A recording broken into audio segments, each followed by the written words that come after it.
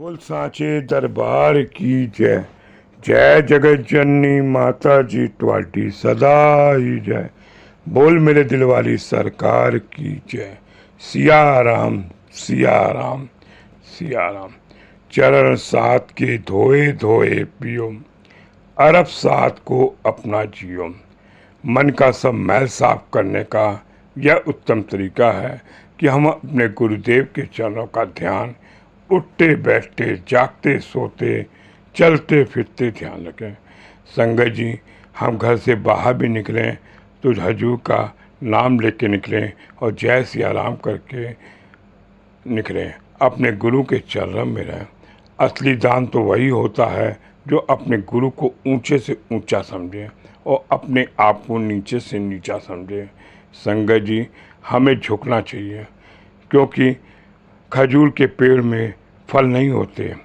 या अगर हम झुकते हैं नीचे तो फल भी गिरते हैं और फल मिलता है। अगर हम सीना तान के चलेंगे तो संगत जी अकड़ भी संगत जी चली जाती है। कहते हैं कि यह ज्ञान का एक रास्ता है जिसे मनुष्य को बांधा जाता है। जैसे 1 या 1.5 साल का बछड़ा होता है, अगर उसे रास्ता न डाले तो छलांग लगाकर वह कुएं में गिर सकता था। ऐसे अपने टांग भी तुड़वा सकता है। और ये मन भी संगत जी हमारा एक बछड़ा है, जो कि मन बहुत जल्दी बदलता है। गुर बिन ज्ञान न कोई, यह गुरु ग्रंथ साहब में लिखा है। जो गुणवाणी का असल नहीं करता वह अपने दरवाजे पे नहीं आने देता। ऐसे आदमी की कभी संगत न करो जो आपका विघ्न करे। संगत जी, एक बार परम पूजनीय हजूर जी मंसूरी से लौटते हुए हरिद्वार में ठहरे थे। जयपुर की संगत को पत्र लिखा कि मुझसे मिलने आना हो तो श्रावणी पूर्णिमा के दिन यहाँ आ जाओ।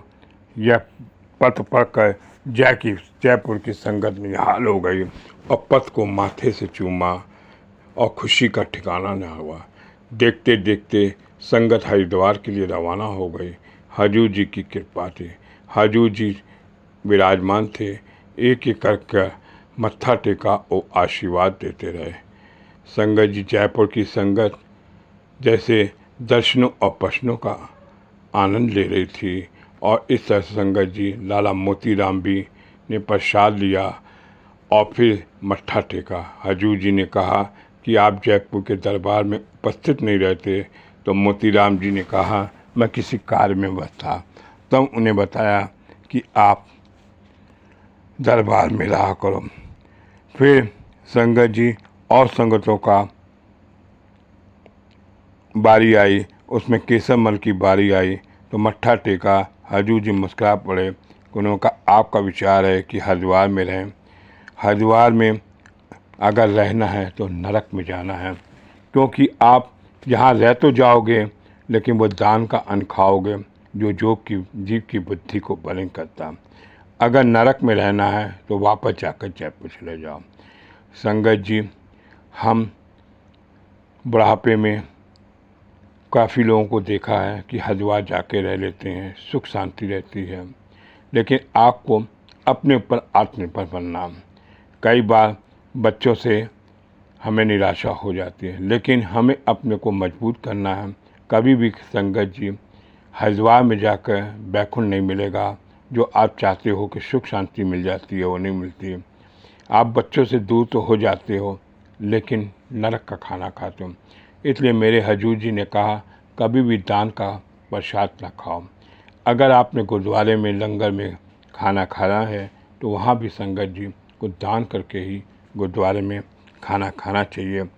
और मैं दान का खाता नहीं हूँ और ना इससे काफ़ी फ़कीरों को खिला देता हूँ। अगर आपकी इच्छा है तो आप रुक जाओ। हजूर जी के हुक्म के अनुसार सब संगत जी चले गए।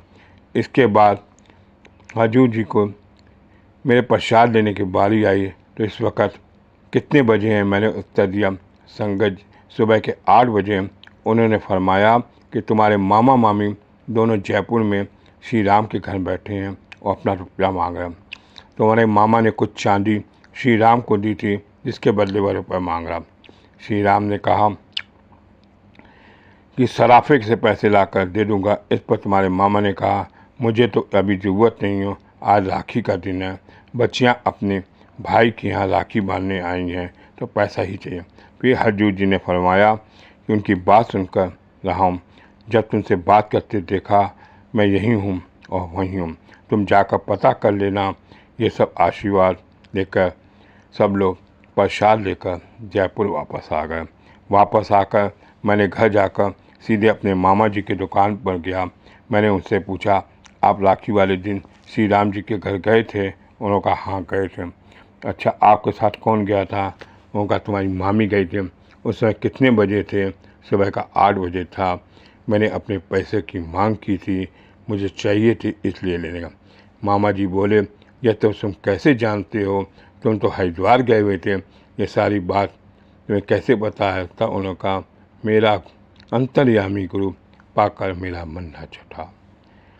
मेरा अंतर्यामी गुरु मेरी हर बात को जानता है, सारी संगत की जानता है, वो मेरा गुरु है।